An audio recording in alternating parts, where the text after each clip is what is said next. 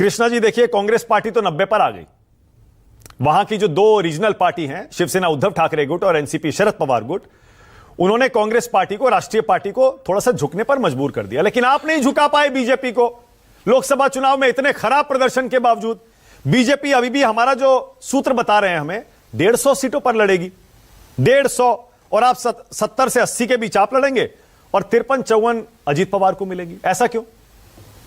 देखिए, पहले तो हमारे 40 विधायक है और हम 80 सीट पे लड़ रहे हैं। बीजेपी के 105 विधायक है और वो 150 सीट पे लड़ रहे हैं। तो मुझे लगता है फॉर्मूला ठीक है, इसमें किसी ने किसी को झुकाया नहीं।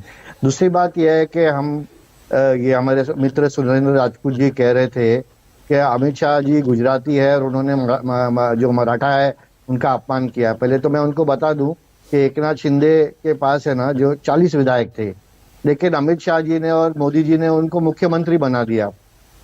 तो मराठाओं का जब उन्होंने सम्मान किया तो इन्होंने कुछ नहीं कहा, लेकिन देश तोड़ने की बात कर रहे थे, गुजराती, मराठा। ये मुझे लगता है ये ठीक नहीं है। अभी मैं बोलूंगा नहीं जो अभी हमारे प्रदीप भंडारी जी ने कहा, क्योंकि अच्छा नहीं लगता, इनका बीपी बढ़ता है हमारे मित्र का। और आजकल वो बोल रहे हैं कि मुंबई में बैठ के हमको नचाएंगे। भाई, अगर हम नाचना चालू कर दिया तो आपको भागना पड़ेगा फिर यहाँ से, क्योंकि आप जानते हैं शिवसेना का पावर मुंबई में। तीसरी बात यह है कि कांग्रेस ने एक डिपार्टमेंट चालू कर दिया है कि अमित शाह जी के घर पे अमित शाह जी ने इनको क्या कहा, कि जासूसी का डिपार्टमेंट चालू कर दिया क्या कांग्रेस में, दिल्ली ने।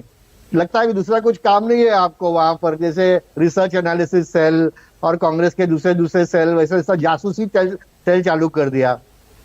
दूसरा, तानाजी सावंत जो है ना, खुद डॉक्टर है, तो वो दूसरे को भी दवाई देना जानते हैं और खुद को भी दवाई लेना जानते हैं। और अब अगर अब सही जगह आए हो, अब सही जगह आए हो, यही लाना चाहता था क्योंकि उन्होंने कहा कि अभी आपको दवाई देना बाकी है, तो वो भी दे देंगे, उसका आप टेंशन मत रखिए।